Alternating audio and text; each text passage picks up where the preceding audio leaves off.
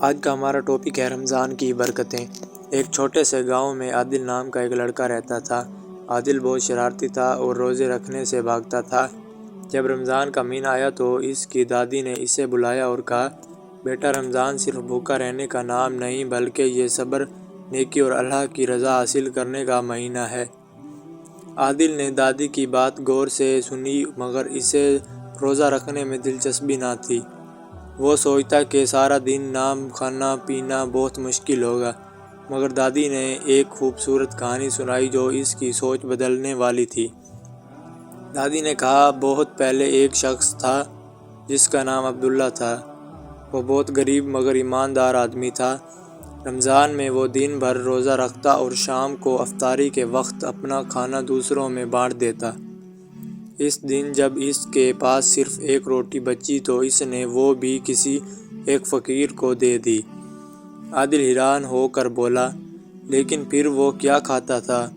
دادی مسکرائی اور بولی، بیٹا اللہ اپنے نیک بندوں کو کبھی بھوکا نہیں رکھتا۔ اگلے دن عبداللہ کے دروازے پر ایک اجنبی آیا اور اسے ایک تھیلی دی جس میں کھانے کے ساتھ سونے کے سکے بھی تھے۔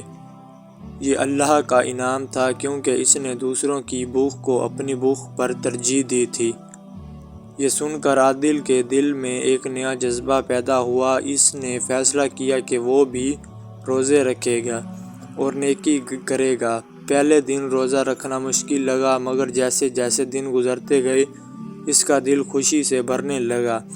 وہ دوسروں کی مدد کرنے لگا، افطاری میں غریبوں کی مدد کرنے لگا، غریبوں کو کھانا کھلانے لگا اور ہر وقت اچھے کاموں میں لگا رہنے لگا۔ رمضان کی آخری میں عادل کو ایسا سکون ملا جو اس نے پہلے کبھی محسوس نہیں کیا تھا۔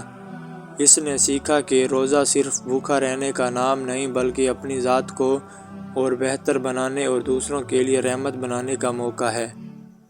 نتیجہ جب عید آئی تو عادل نہ صرف خوش تھا بلکہ پہلے سے زیادہ نیک اور صابر بھی ہو چکا تھا۔